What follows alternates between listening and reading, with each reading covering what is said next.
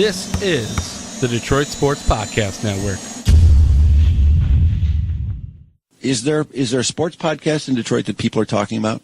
Hey, everybody, this is Freddie Cohen of ESPN Radio. When I'm not talking about breaking news or breaking news on ESPN Radio, I'm always a fan and listen to the Detroit Sports Podcast, and so should you.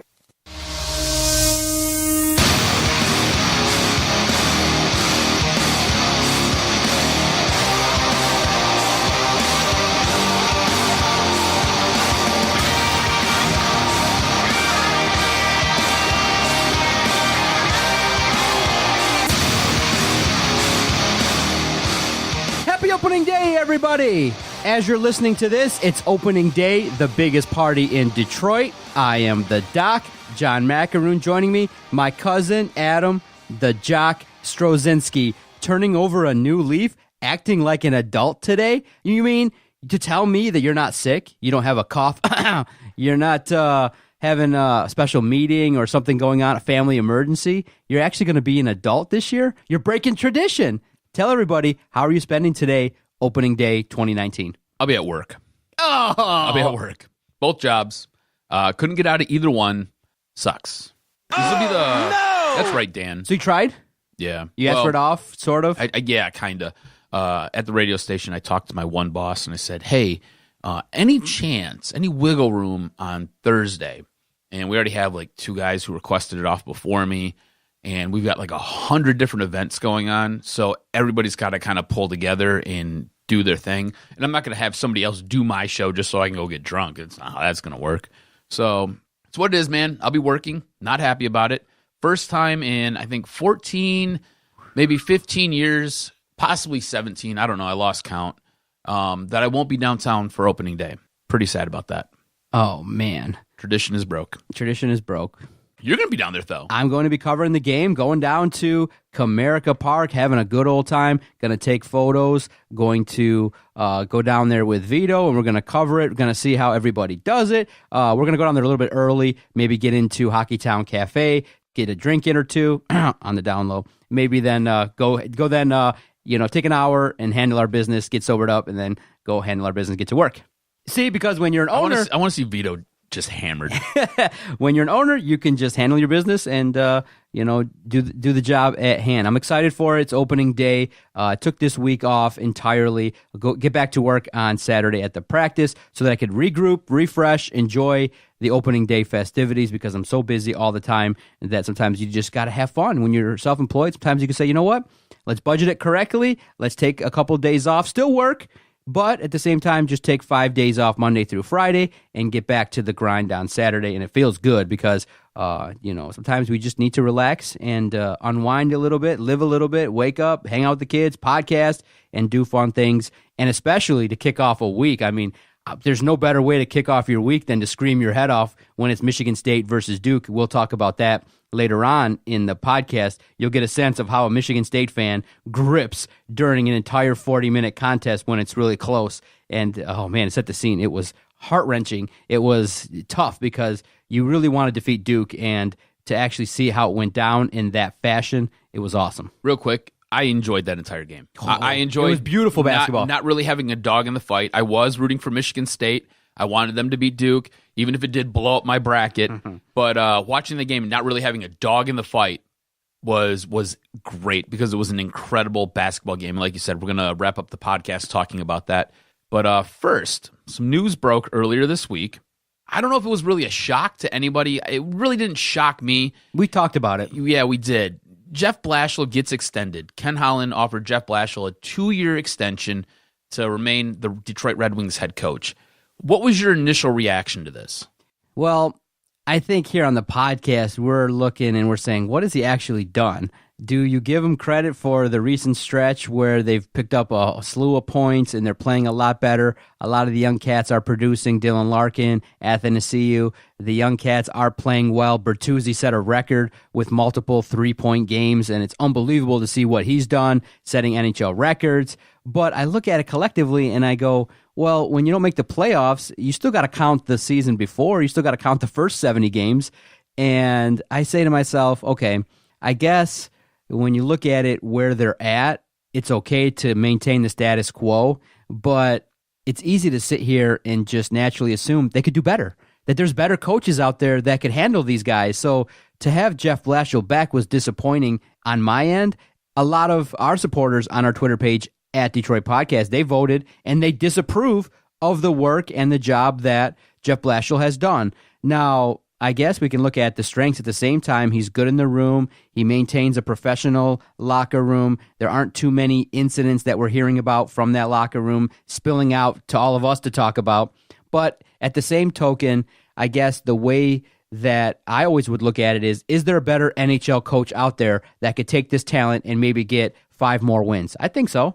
I think that it would not be a disaster to let him go, but they're maintaining the status quo. They're going with the consistency angle. And I'm more upset that they're winning because, I don't root for teams to lose, but I also ask myself, and I sit here and I go, how do we get Jack Hughes wearing a winged wheel, a red jersey? How do we get that happening? And I don't see it happening when you had, prior to this winning streak, you had the second best chance of getting him. Now you don't. Now you're 5th or 6th in terms of your opportunity to get Jack Hughes. So with the Red Wings, and talking to people about it, it's just disappointing. It's just, they're playing good, but where was this fire? Where was this passion when it was on the line, when you need to get to the postseason?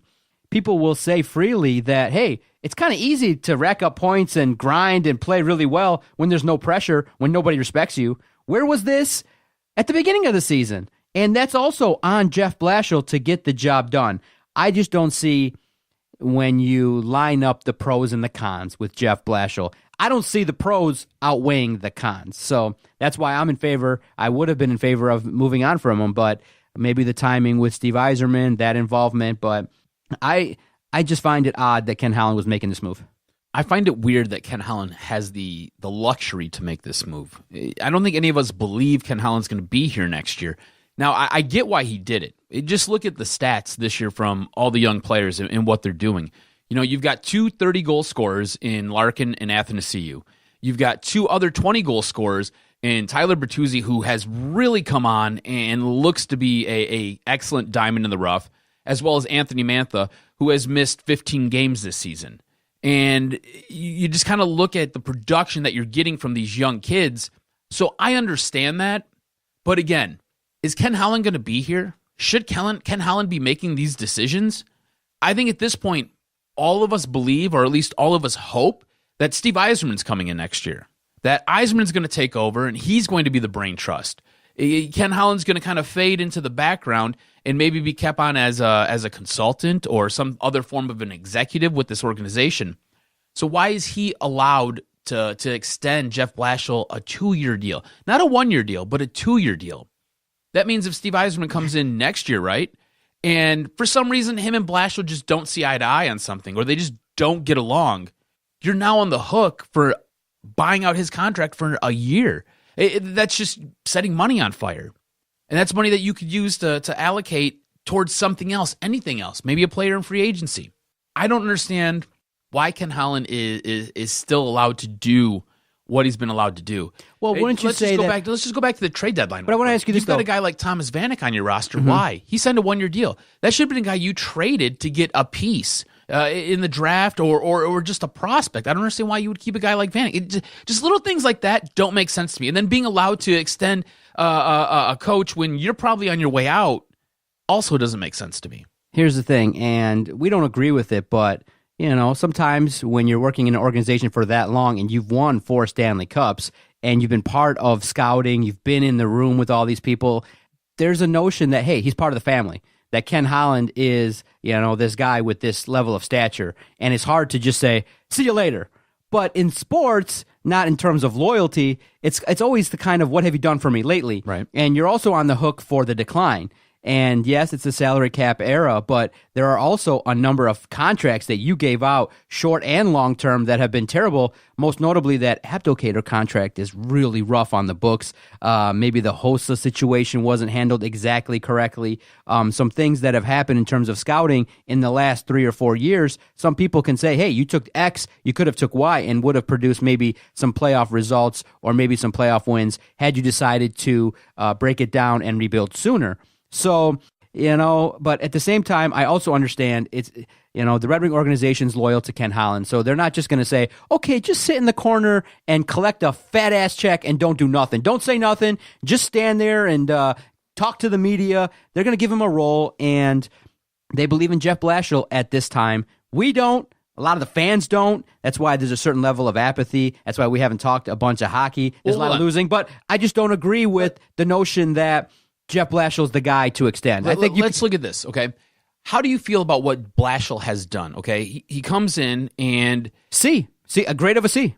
But you're not seeing any improvement, especially with the young guys. Like, I get it, right? I totally understand why they extended him. I don't necessarily agree with the extension. I don't agree with Ken Holland being allowed to do the extension. I think deep down, Jeff Blashill's probably a pretty good coach. And that's just because I see the growth of these young players. Yeah, they're growing, but not at the level I think somebody else could get. What took so long? They're growing now? Well, but you also have to realize how this organization has ran things forever.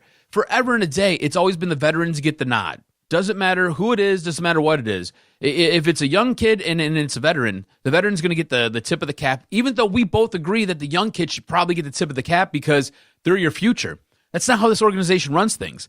In the last year and a half, they have changed that type of culture, that type of thinking, and now you're seeing the younger kids get more ice time, more of a go, and I think it's paying dividends. You're seeing a guy, Tyler Bertuzzi would never have gotten the amount of ice time that he is getting right now, and he would not be able to produce like he is, say, 2, 3, 4 years ago. If he was a player of his age and of his stature, he would not have the ice time or the time to be out there to do and show what he can do. So what you're saying is Blashill's a company guy, and he went along with the plan, and he followed along with what maybe Ken Holland and the upper management said, and that maybe he also could have made choices if they played younger people sooner, that he would have gotten some results, and that he is actually a good coach, but he's just actually, unfortunately part of an organization that was part of a rebuild, and they're not going to blame Jeff Blashill. I think there is an organizational way of thinking with the Detroit Red Wings, and it comes from the top down. So if you're a head coach, you have to fall in line. If you don't fall in line, you're not going to have a job here. You're going to be someplace else. And it all stems from Ken Holland. Look, we like our young kids. We like them overripe. We like them down in Grand Rapids. And when we call them up, they're going to get a legit shot. If we've got to play a game like we did with Zadina, where we'll play him 9 games, and that's all we're going to play him because we want to see what he can do. He's going to go back and he's going to play in Grand Rapids to finish the season out there because we don't want to start his clock and we want him to continue to grow. He'll be up here next year. He's just not playing this year. Whereas this year, going into this year, we all thought like, oh, cool. He's got a legit shot. He never had a legit shot. Never, ever. It's just how this organization does things. The thing about it is you are now seeing guys who have been in the system and have been here for a little bit getting that shot. Whereas the aged veterans aren't necessarily taking their ice time or taking their spotlight. Like I said, Tyler Bertuzzi has been unheralded. It's amazing what he has done this season. I'm blown away by it. Like I said, I think he's a diamond in the rough, and I think you're starting to see what this team is going to do. There is a cultural shift that's happening where guys like Larkin and Mantha and Bertuzzi and Athanasiou, they're the guys who are carrying your ice time. It's not an older veteran. You know what? This is real cool. As we're talking, I do want to talk about some positives as we talk about this winning streak. So we'll debut a new segment called Doc and Jock Get Hyped. Okay. Let's get hyped about Tyler Bertuzzi. That's exciting. Mm-hmm. I think it was 4 straight games with 3 points or more. Unbelievable. This guy has emerged, and it's an NHL record, or is it a Red Wings record? It's a Red Wings record. Unbelievable in terms of his production, and we should get hyped about a guy like Tyler Bertuzzi. I think he's scrappy. Mm-hmm. He's a guy that embodies kind of what we like, kind of that, scrappy guy, maybe not the most physically imposing dude, but works hard and will contribute to a team in a way that's a little different than most. So, yeah, we should get hyped about Tyler Bertuzzi. If I was to tell you, this player plays... So I'm going to give you 2 players, all right? And then I'm going to give you ice time. And I want you to match the ice time with the player, all right? So, Justin Applicator, we'll say 16-23. Tyler Bertuzzi, 15-24. Whose ice time goes with what? Or what would you initially think? I would initially think that Abdicator got the more ice time. Right. You're wrong. It's Tyler Bertuzzi. And this is what I'm talking about with the way the organization is now shifting to the younger kids and allowing them that freedom and that time on the ice to just develop. This is something you normally didn't see. And the best part about it is it's paying dividends. Tyler Bertuzzi set a record, right? Anthony Mantha missed 15 games. He's your third leading scorer on this team. You know, just the growth of these kids has been awesome. Now, there's a lot that needs to get done, and there's a lot of work that has to be fixed, right? You just go through this roster. It's if you look at the plus minus, there's a bunch of minuses. Those things can kind of get worked out and ironed out next season. You can kind of restructure your defense. I think they're going to go to a more offensive system where it's a little bit more risk-reward just to get the points. I'm not going to say that it's going to be all of that, but I think you're going to see the defense maybe be allowed to pinch a little bit more, get up in the rush. I think you're going to see more of a nod toward an offensive team next season. Just right now, things have to get ironed out. You got to see what you have. I think this is a good thing. I think it's a real good thing for this team. I think the bad thing for this team is this win streak, though. So as good as it's been, it has been bad. This has been the best team over the last 10 games. The Detroit Red Wings have been the best team in the NHL. They've won 6 straight. And what's that doing? Like you said, a few weeks ago, they were second, the second worst team in the NHL. Now they're the 5th worst. That hurts your draft stock. That hurts your ping pong balls, right? You're not going to be able to have as many opportunities to get that number 1 overall pick. By all accounts, Jack Hughes is a generational talent, right? He is a guy similar to a Connor McDavid. He is similar to a guy like a Sidney Crosby. He is going to come in and he's going to make an immediate impact. He is a guy who starts from day one. He can do a ton, and he does it all very, very well. And that's the guy that I think we all want, and he would look awesome wearing a red sweater. It's not going to happen. Yeah. No, it's not going to happen. Boo. Well, look, in the end, it maybe the ping pong balls fall in the Red Wings' favor, but like I said, and when you talk about it, it's hard to really get angry because we can't control the message that management or Jeff Blashill, they're not going to go out there and just bench everybody. They're not going to go out there and intentionally play to lose. No franchise really worth a damn, here in Detroit at least, is doing that. So we just can't. I mean, I don't think, the Tigers are doing it. They're not, openly tanking. They're fielding a semi-pro team, and they're 500 as we speak. But the Bats heated up the other night. What's that? The Bats heated up a little bit the other night. They'll score maybe 200 runs this year. Honestly, you know what's weird about this Tigers team? And just to kind of transition real quick, what's weird about this Tigers team? The pitching's been decent. Yeah. The Bats have been absolutely dead. Ice cold. There's been no offense with this team. I think that's how and I think that's how it kind of goes early on. The pitchers have an advantage early on, and then once the Bats heat up, I think the Tigers will be okay. Maybe they could be around a 500 team as a ceiling, but I don't see it. We'll talk about that later on down the road in future episodes. By the way, I just simulated the draft lottery and going through it the second time around. So the first time, the Red Wings got the 6th pick, so they fell one spot. Simulated it the second time. Yeah, they got the number 2 pick, which is solid. There's another player there I'm hearing about. So there's 2 guys, right? One guy out of Finland, one guy out of Russia. The guy out of Finland is Capo Kakko. Good luck. I don't know. He's 6'4", 207 pounds. He's a tall drink of water. The other one is Vasily Podkorzin. Good luck. Vasily Podcast. Yes.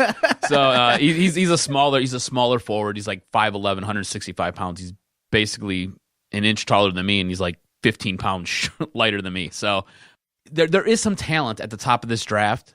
Jack Hughes is the guy that you wanted, though. You're probably not going to get him.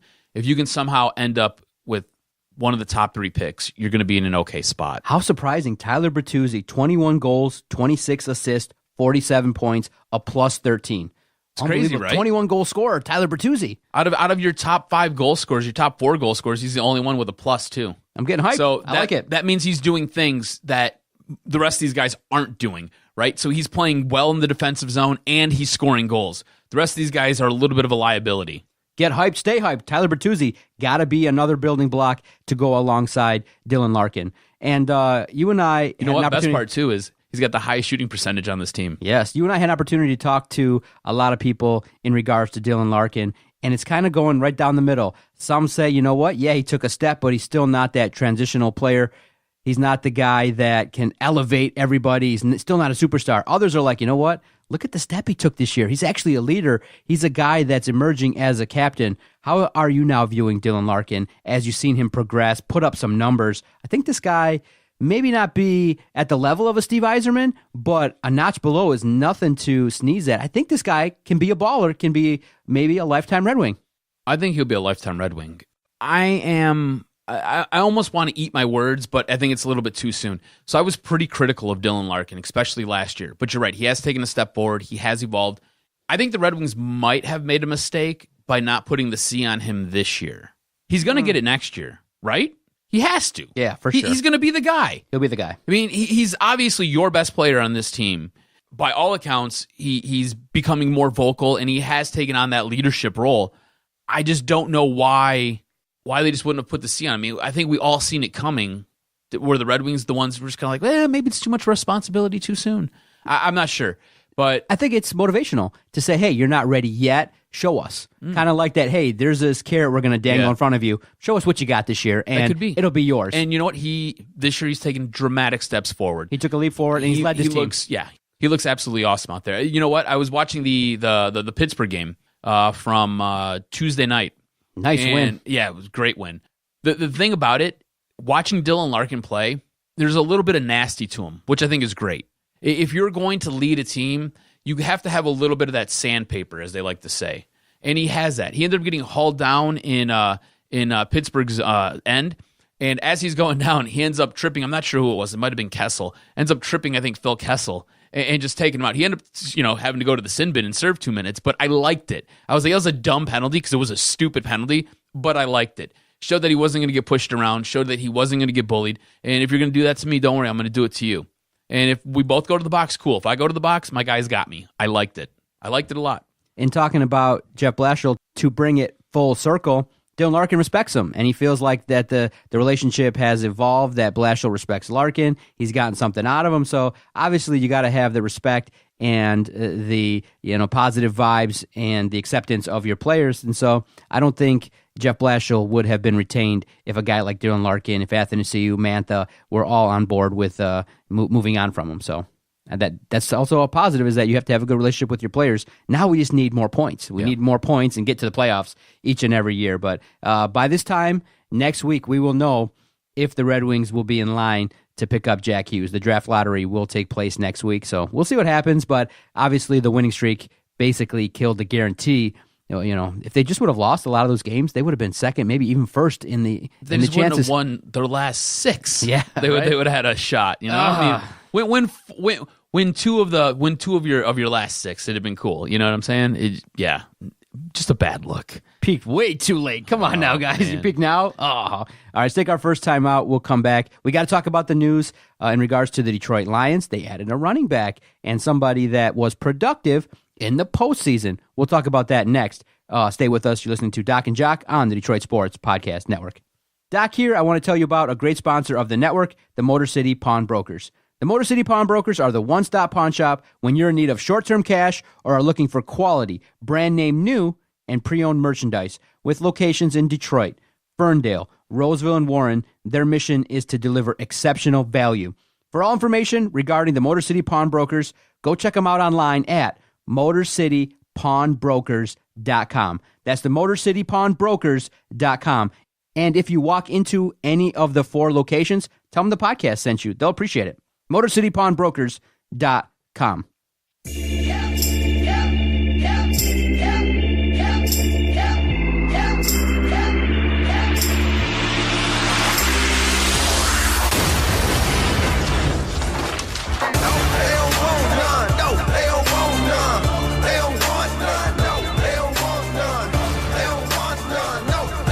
Because Bob Quinn adding to the Lions roster, I was impressed. They made the move for initially they signed and they were maybe thinking that it was serious. Malcolm Brown from the Rams. They had the opportunity, the Rams that is, to match it. And they decided, you know what, in terms of Malcolm Brown or C.J. Anderson, we're going to keep Brown. And so they matched the offer. Brown stays with the Rams.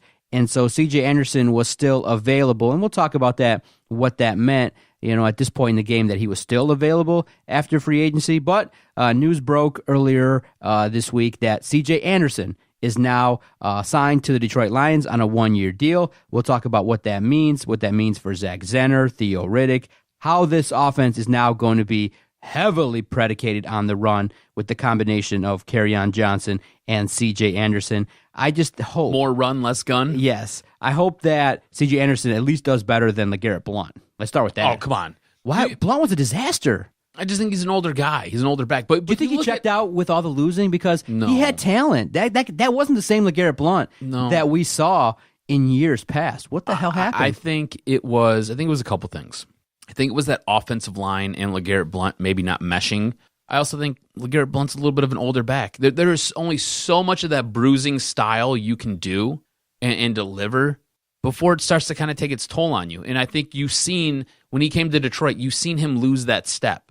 And the moment he lost that step, he became really, really ineffective, and it just didn't work out. All that being said, going out and grabbing C.J. Anderson, I think is outstanding. I think it's great. You look at what he did during the playoffs last year.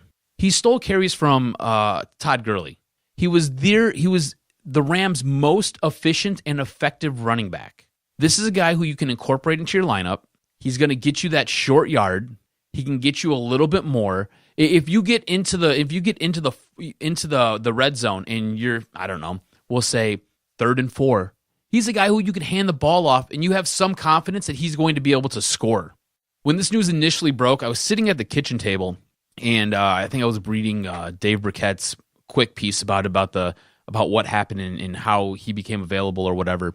And I started to think in my head, they tried to get Malcolm Brown, and they put that claim in for him that basically forced the Rams to make a decision, forced them to make a choice. Do we keep Malcolm Brown or do we keep C.J. Anderson? Bob Quinn was like, I bet they keep Malcolm Brown. This is what I'm thinking in my head. I bet they keep Malcolm Brown.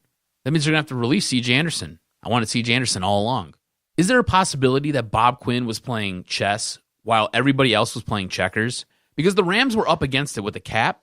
They only had so much money. So he knew he could force their hand, and he was going to get one of these running backs. And I think he'd have been okay with either one, but I think deep down he really wanted C.J. Anderson. Does that seem like that makes sense to you, or am I kind of maybe stretching? Am I giving Bob Quinn way too much credit? You know, the way in which we understand how teams look at players in free agency, they got a list of guys, and maybe they start ranking them 1, 2, 3 in terms of their options. And I think that Malcolm Brown and C.J. Anderson were atop that list. So I think they would have been happy with either or. I don't think it's that level of sophistication that you're trying to talk about here in terms of, hey, let's try and sign this guy with the hopes of getting another guy. I think they would have been happy. Credit, huh? Yeah, I think that if Malcolm Brown was a Lion, they'd be happy. But now that he wasn't, okay, so maybe option one, because he got the contract first, was Malcolm Brown. And then next on the placard was C.J. Anderson. And they go, okay, you know what? Brown's not there. They look around. Maybe they hold off, and they hold off option 2, and then they have the options on the draft, and they go, okay, you know, they're working out still every day, probably moving names all around to say, what running back could we take in rounds 4, 5, 6, 7? And we say, okay, is C.J. Anderson better as a backup in this role? Yes, let's make the deal.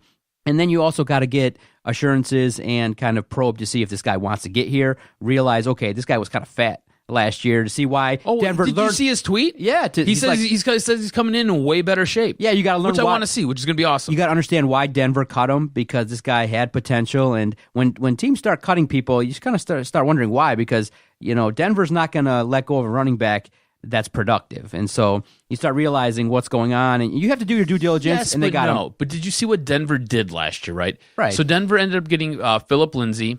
But they had, I think their backfield, I think Denver's backfield was pretty much set, and it was going to be a little bit of a struggle to get C.J. Anderson in there. So, of course, you cut him. And then I think C.J. Anderson bounced around the league a little bit. There's probably a little bit of a, you know, we'll talk about it. You're a doctor. A little bit of a depression that possibly set in. And sometimes when people get a little bit depressed, they tend to eat a little bit. And, you know, I mean, look, he wasn't as good as Phillip Lindsay, wasn't as good as Royce Freeman, and I think those were their first 2 options at running back. C.J. Anderson was somewhere down the depth chart. They let him go. Next thing you know, he finds his way to L.A. And the Rams are like, this is great because Todd Gurley's dealing with a knee injury. You picked up the playbook. You're a battering ram. Go out there and do your thing. And I think he was able to show that he still has game left. Even if he was a little bit portly and a little bit chubby, I like seeing that tweet when he says, I'm coming to Detroit and I'm going to be in better shape. At this point right now, he is obviously your number 2 running back. It's Kerryon Johnson, and then it's C.J. Anderson. Yep. And then after that, you got either Zach Zenner or Theo Riddick. And either one of those guys. You think they draft a running back and make it a 5-room competition, maybe keep 3 or 4? I think either one of those 2 guys are expendable at this point. I do think they draft a running back. I think they take a running back somewhere in the 5th, 6th, or 7th round. And if you just kind of look at what will be available at that time, you can get a guy like Bryce Love. Remember, he tore his ACL. There's a good possibility he'll be available in the 5th round, 6th round, or the 7th round. You can get a guy like Mike Weber. Remember him from Ohio State? Towards last year he didn't have a great season, but this is, again, a guy who you can go pick up later in the draft and get some production from. Or maybe if you're a Michigan fan, a guy like Karan Higdon might be there. I'm not a huge fan of Karan Higdon in the NFL. I prefer the other 2 guys if I have to pick. But if Karan Higdon's there in the 5th, 6th, or 7th round, I think he's a solid fit for this team. And I think at that point, you're now looking at either Zach Zenner or Theo Riddick, and you're like, all right, one of you guys got to go.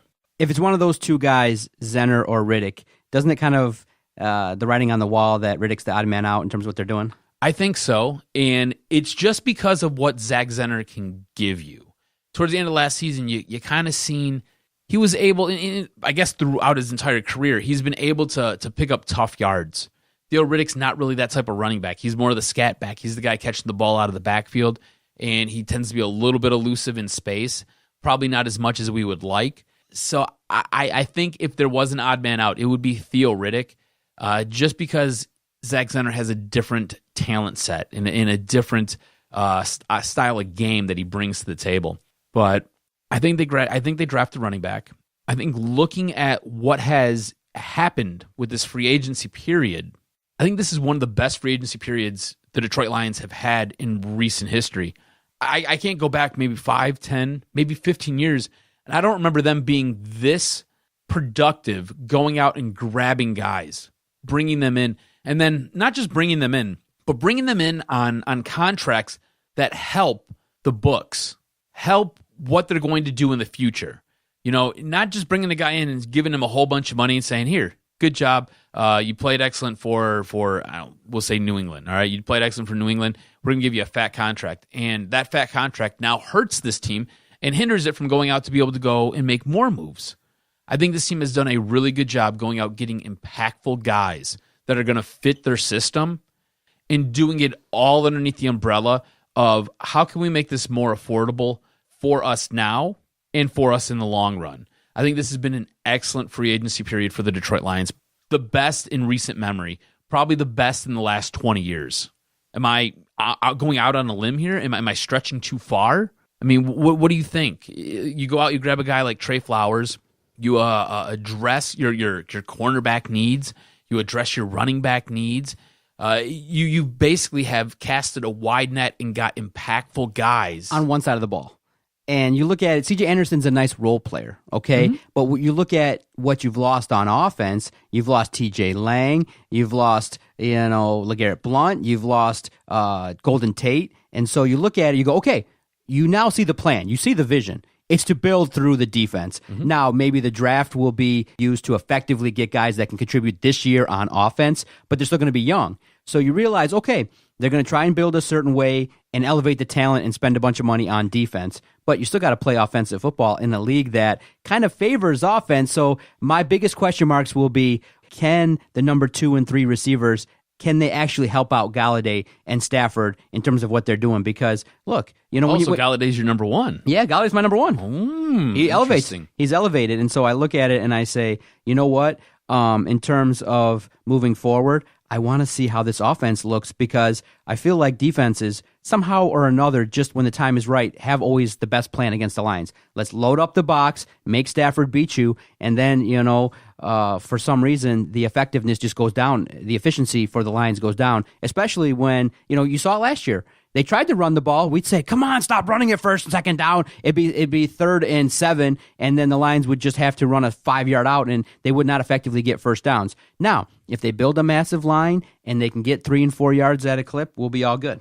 Can I push back on you a little bit and point out that some of the best players in this free agency class were on the defensive side of the ball.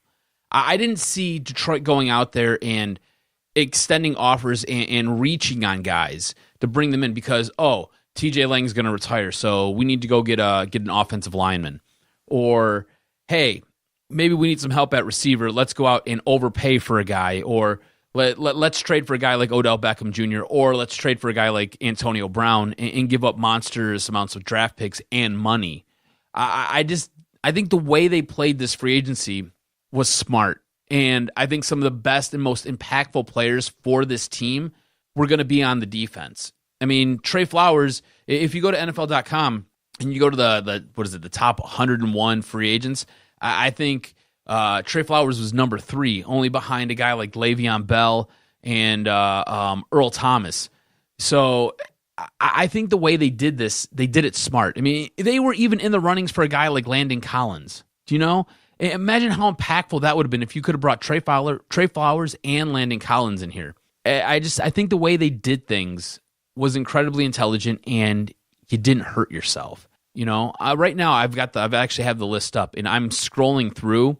And besides running backs, Le'Veon Bell was number 1, Tevin Coleman was number 17, Nick Foles was number 4. Those are the only guys on the offensive side of the ball. Here, Darrell Williams, he was 19. So in the top 20, you've got 4 guys who are offensive, according to NFL.com and their free agency tracker. So the guys just weren't out there. On top of that, don't you think a guy like Crosby will be able to fill in and maybe take over TJ Lang's role as a tackle, or maybe as a guard, or take over as a guard? Crosby will be able to fill in and take over as a guard. I look at it and I say, whenever it comes to the Detroit Lions offensive line, you can get the blue chipper, the guy that's ranked number 5, 4, 3, 2, 1 in the draft, and there's always going to be a question mark in terms of how he fits in the scheme because for some reason they got a guard and they say, you know what, you're best used as a tackle. And they try that and it doesn't work. And they go, let's put you back as a guard. Oh, okay, let's work. Oh, you want to be a guard? They are obviously openly speaking about they want guys that can play multiple positions. But you know, it's not that easy. I mean, you look at a guy like Riley Reif. He was the guy that came here and we all thought, this guy's garbage. He then goes to Minnesota, and he's productive. That running attack looked decent with Reif. So the Lions sometimes want to take people and make them do 2 and 3 roles. And sometimes you realize, look, if this guy's a guard and his best position's on the right side, stick him at the right guard position. Stop making him a left tackle and stop mixing and matching these guys and try to build a line that can have an identity and move forward. So I always have question marks in regards to the Detroit Lions offensive line. Always. Have I ever explained to you my thought process on drafting offensive linemen? What is it? So you never, ever, ever draft an offensive guard. You just don't. You don't do it. You know why? Because you can take a tackle. You take a tackle, and if your tackle is not good enough at being a tackle, either on the left or the right side, you know what you do? You move him inside. Okay. And now you have a guy who obviously wasn't able to cut it as a left or right tackle in the NFL, but during his college career was good enough. So he should be good enough at playing guard.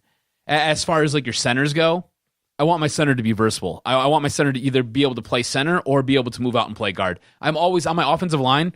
I have the same philosophy. You want guys to be able to play multiple positions on that offensive line because you never know when an injury is going to happen. It's not every day you go out and you get guys like Joe Thomas who play forever, never get hurt. And then when they leave the league, next thing you know, they look like they're a damn bodybuilder and they're in the greatest shape of their freaking life.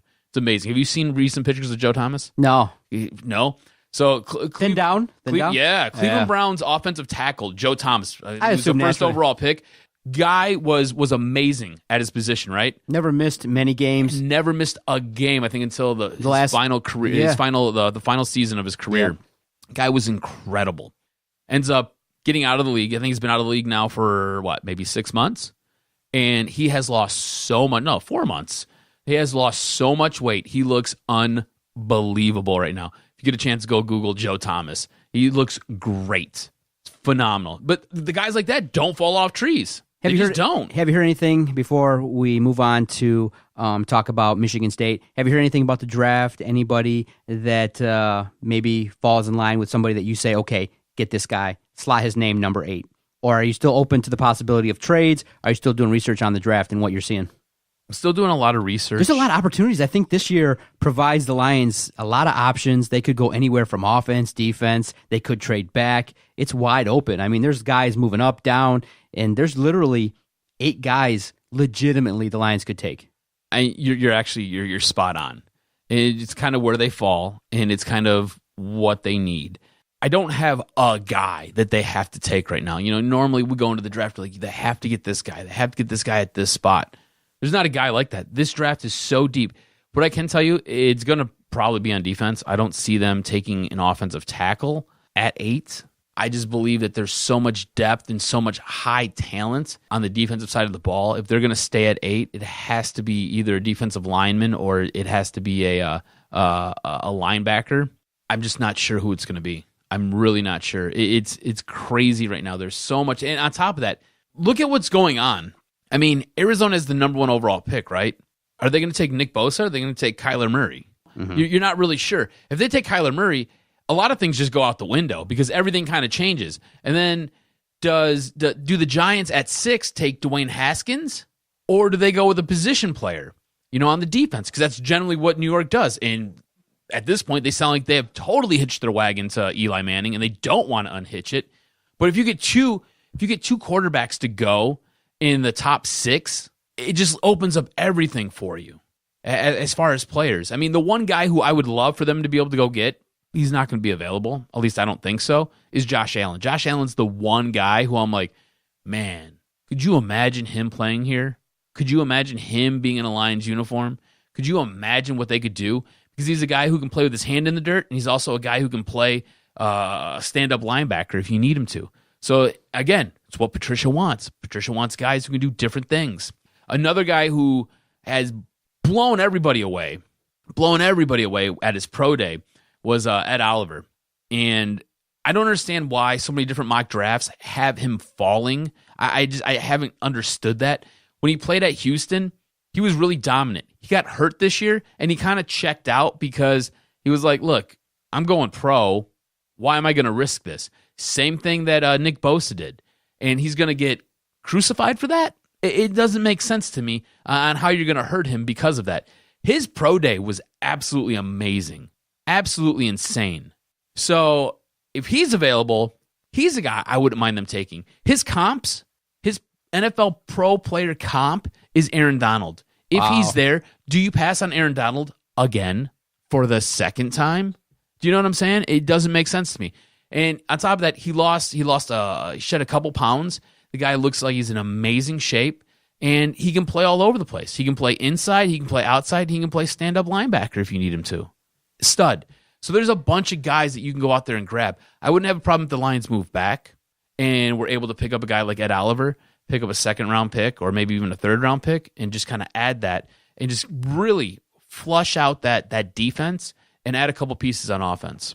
Unlike the AAF, we will be around in the coming weeks to give you That's intensive. Such a crazy story, man. Oh man, to give you great draft coverage. I can't wait now. The month of April, we now turn our attention to baseball, some playoff talk in the NHL, NBA, taking a look at what's going on all across these leagues, and then definitely for the Detroit Lions, we'll take a look at what's happening, the news and notes, some mock drafts, and we'll get into it. So yeah, unlike the AAF, the Detroit Sports Podcast Network turned a profit, and we're not going anywhere. Now, it'd be nice if someone wanted to give us $250 million, and we could go forward, but I just think in that whole story, cuz, it's just the height of ridiculousness and really bad business sense to not be able to make payroll your first season. At least run the season. Damn.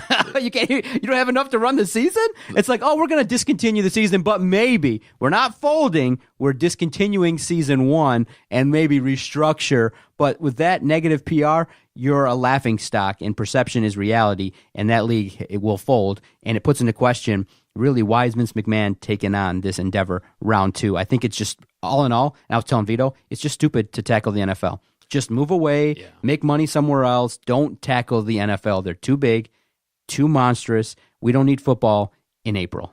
Period. What I don't understand is why Charlie Ebersol and Vince McMahon just didn't hook up and try to do this together. All at once. Yeah. The AAF, XFL just work all together and everybody the partner up. The AAF tried to jump the gun and get out in front of the XFL and instead shot themselves in the foot. They gave all control over to the guy who runs the guy with the money, the guy from was it Carolina? I think it was from the Carolina Hurricanes. Yeah, what's challenging is you don't know shut it down. You don't know what the expenses are completely.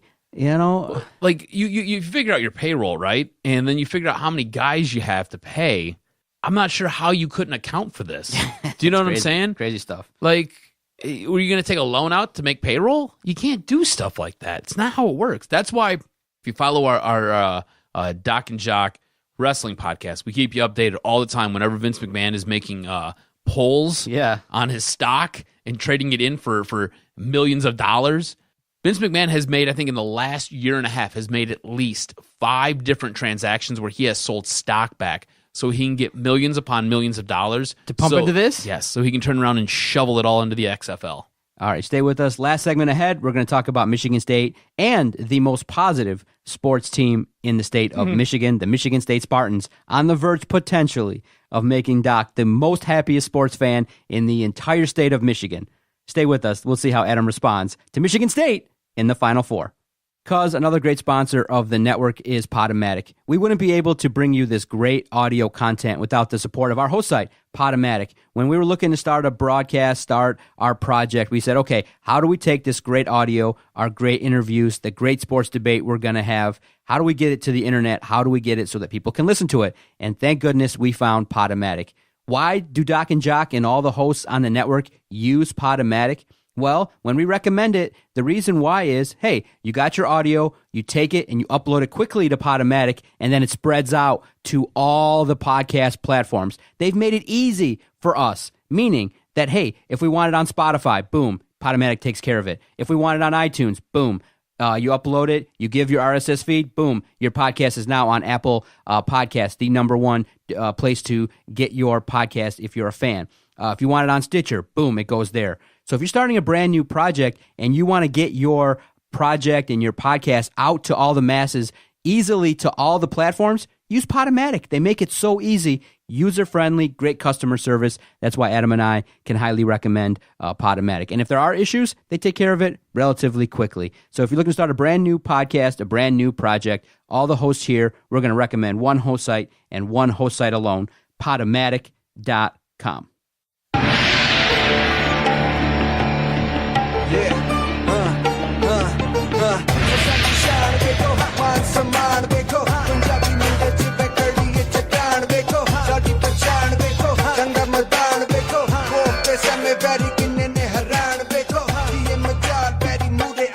Oh man, cuz it's a great time. It's a great time to be a college basketball fan, and it's great. You know you've arrived when the things that you tweet come back within the hours and they say, uh-oh, you doubted Michigan State. You doubted your alma mater. And hell yeah, I doubted them at 30-21. If you had asked me what percentage chance does Michigan State come back, I would have said 5%. I definitely, at that moment, when Michigan State was playing Duke, I said, here we go again. This is the run. Duke's too great. They're making threes. They have the look of a champion. What I underestimated was the heart of the Michigan State Spartans, the experience, the fact that they were better, the fact that they could weather that punch and come back and make another great run of their own to close that first half. And watching that was gut-wrenching. You really wanted it badly. I think all Spartan fans were gripping because when you face Duke, look, you can lie to me and tweet me and say, oh, yeah, we thought that Michigan State was going to win, and at 30-21, we were good. And some people, you know, you're hopeful and things like that, but I use logic and I go on experience. And at 30-21, I said, okay, this is cute. That's what I tweeted. This is cute. Duke's got a lot. They're going to blow away, but they're going to blow by Michigan State. And what happened? The exact opposite happened. Michigan State doubled down. They worked hard. They played their game. They stayed with it. They matched Duke shot for shot. And in the second half, it was awesome. And in the end, the experience of Michigan State allowed them to make just a couple more plays than Duke. It was only a 1-point victory. And arguably, you could say Krzyzewski made some mistakes by going to Cam Reddish late in the game. He went away from Zion Williamson, went away from other guys that maybe could have got the job done. There were some mistakes made, maybe some over-reliance on guys that maybe weren't ready. Michigan State, and when I look at it, my fandom affected what I would have thought and how I would have filled out a bracket, because in the past, I would have said, okay, Michigan State is more experienced. They got a lot of upperclassmen, some talented guys. They're more of a team. They've been together longer, and I would have had Michigan State winning and going further along. But, realizing that, hey, last season, just 1 year ago, I thought Michigan State was better. And they got Miles Bridges and Jaren Jackson, and they didn't make it out of the second round. So I did not have them going all the way. I had them losing to Duke, like a lot of people. I wasn't the only one. I wasn't the only one doubting them. So just because I doubted them doesn't mean I'm a real. Just because I doubted Michigan State doesn't mean that I wasn't screaming my head off and cheering and wishing and hoping that they would defeat Duke. And if they, now sitting here knowing they won the game, it was exhilarating. It was great to have the opportunity to see, Cassius Winston in that play. He's got the inbound. Michigan State's up 1. He curls real fast. We get the pass. And everybody, all Spartan Nation screamed. Justin Rose, me, everybody that was affiliated with the Spartans were like, oh, shit, they did it. And because of the fact that it was such a blown play by Duke, that it was like shock and exhilaration, relief, all at once. We made it to the Final Four, and it's so much sweeter when you defeat Duke. Now, of course, Michigan State's only defeated Duke twice, but both of those times were in the NCAA tournament, so I'll weight it 5 times, so it's worth 10. Because regular season games, it's fine, you're young and you're getting your team together, but when you defeat Duke in the NCAA tournament, it's worth like 4 wins.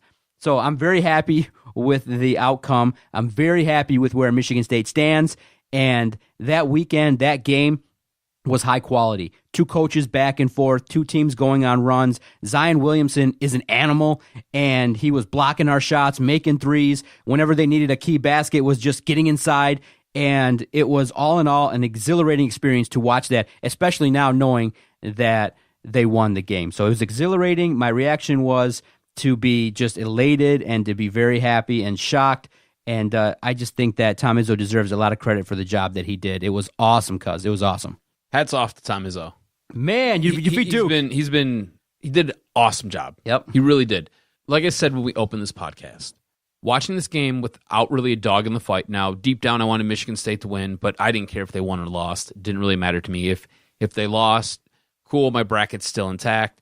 If they win, this is awesome. It's awesome for you. It's good for us to talk about. I root for radio. Yeah, it was good. This is good radio. A lot of talk. Oh, man, a lot of talking points. So watching it unfold was awesome. And you're right. There was that stretch where they were down by what? I think it was 9, right? 30-21. Second. So they're trailing by 9. And this is the point where Michigan State in the past collapses. This is the point where Michigan State waves the white flag. Duke goes on, extends this run, and basically takes over the game and puts it in a stranglehold.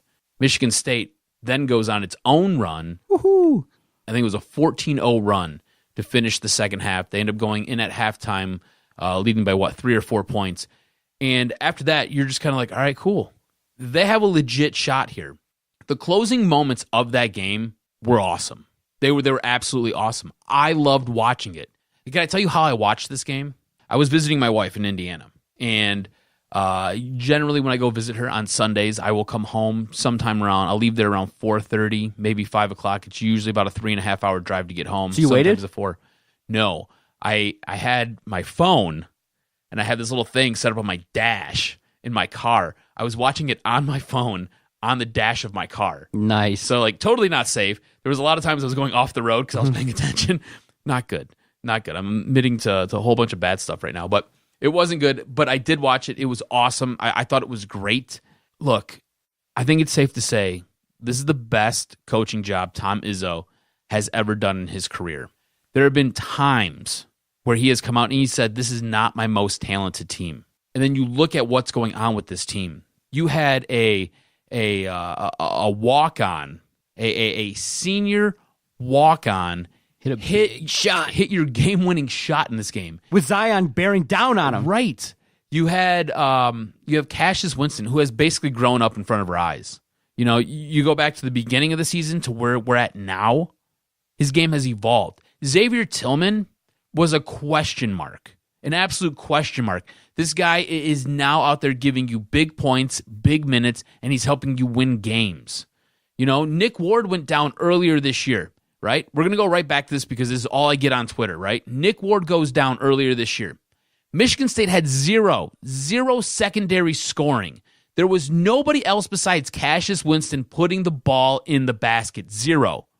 I doubted Michigan State. I said they would lose the first weekend. I doubled down and said they would lose the first game. All of you little tards out there who come at me with the same thing, I get it, all right? I was wrong. It's okay.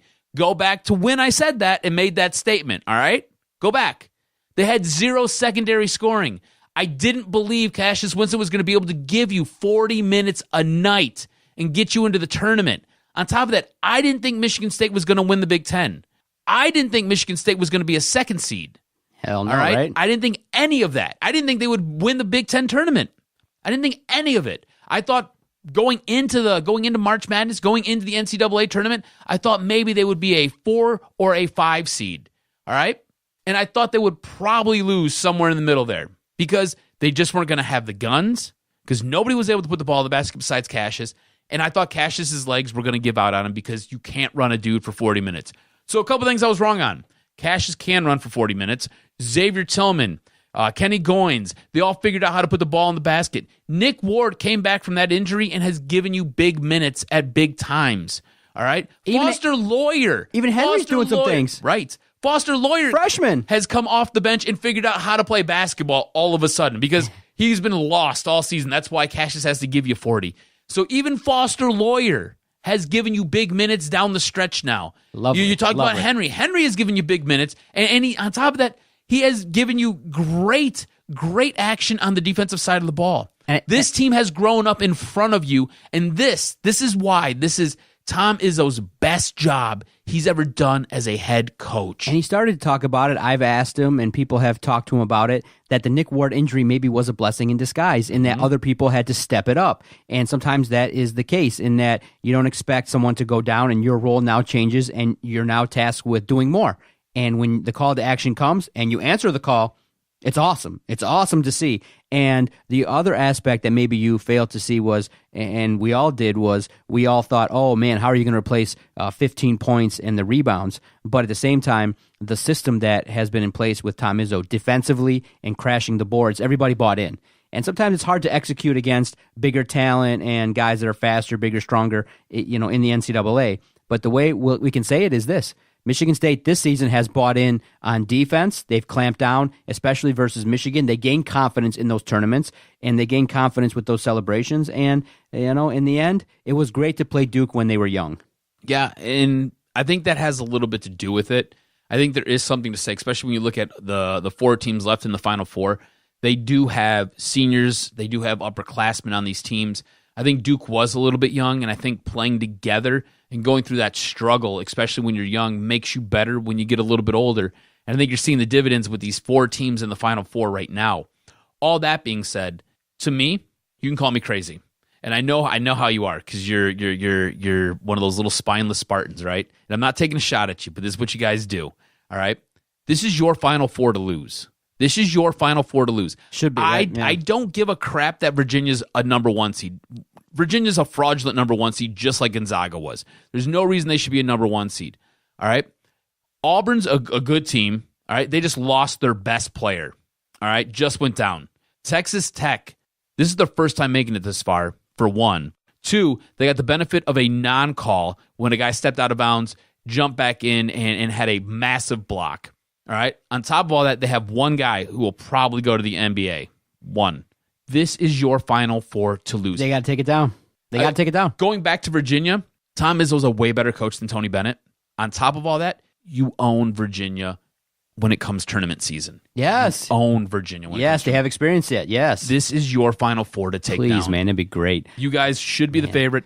Tom Izzo should win his second NCAA tournament and go down as one of the best coaches of all time. See, I'm fearful because, remember, Texas Tech is the number 1 defensive team in the country, which means they're going to definitely try their absolute best to limit the inside presence of Tillman and Ward. And so what that means is they got to get the ball inside and then kick it back out. So guys like Cassius McQuaid have to have monster games. They got to make their shots. And Goins has to be that guy that also contributes again in this contest. But can they do it? If they go ice cold in Minnesota, if for some reason it's a very close game, there's an opportunity if there's a freak thing to happen, it could happen against Michigan State where they're maybe up 2 late in the game, super tight contest, and all of a sudden, Texas Tech jacks up a 3 and makes it, or some weird thing happens. It could happen. It's going to be a close game, but I think if Michigan State can nurse a 5-point lead with like 4 minutes left, they can do a couple of things to extend it and put the pressure on Texas Tech. They got to have a lead. They got to play well because, remember,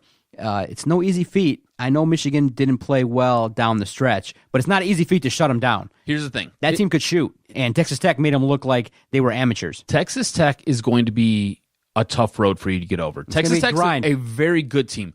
But if you look at what Texas Tech did to Michigan, right? They basically took MSU's game plan and used it against. Yes, and they just accentuated it a little bit. Yeah. The thing that Michigan State has to watch out for is turnovers playing against Texas Tech. Oh, yeah. Texas Tech is active. They are in ball lanes. They are trying to break up passes. Switching galore. You can't turn the ball over. So if Michigan State plays the way they played against Duke, they will be fine. Yeah. They turned the ball over 7 times against Duke. 7. That's it. This is coming off the heels of a weekend where you turned the ball over 22 times in one game. Not combined for the weekend, but in one game you turned it over 22 times. They turned it over 7 times against Duke. Arguably the best team in the entire tournament. A team that had 2 guys who are going to go in the top 3 of the NBA draft coming up in June. What percentage chance does Michigan State bring it home? I'm going to say 65%. Very fair, man. It's going to be exciting time. Sunday, Monday, baby. It's going to be all good. If I had money, I would run to Vegas and I would put it on Michigan State.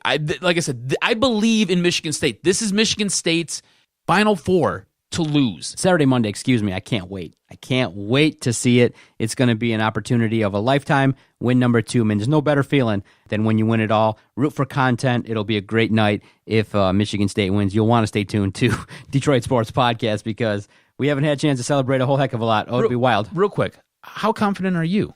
I just took a shot at you and called you spineless. And again, didn't mean to take a shot at you. But this is what Michigan State fans do. They always like, oh well, I don't know. It's always ifs and buts, and they hedge 60%, everything. 60%. My man. 60%. My man. That's right, baby. I love it. The more and more we do this damn podcast, the more and more confident you get. I love it. We're gonna celebrate. For the Jock, Adam Strozinski, it's been a great podcast recording. Can't wait to break it all down and see how it all plays out. Follow the network at Detroit Podcast. We'll be ranting and raving, screaming in our own unique way. I am the Doc, John Macaroon. Please say a positive note for John Macaroon and my poor little Sparty heart. Let me be able to tweet effectively and tweet responsibly as the team that I root for. Tweet responsibly. That's why I say have a positive thought. It's not going to happen, but like I said, our motto is think it, tweet it. Whatever happens, happens. That's the way it goes. See everybody next time. We greatly appreciate all your support. It's been fun. This was Locker Room Talk. Second deck. Sorry, Detroit. Didn't quite work out. And all I can say is Detroit Sports Podcast scores. I hear voices in my head, they counsel me, they understand, they talk to me.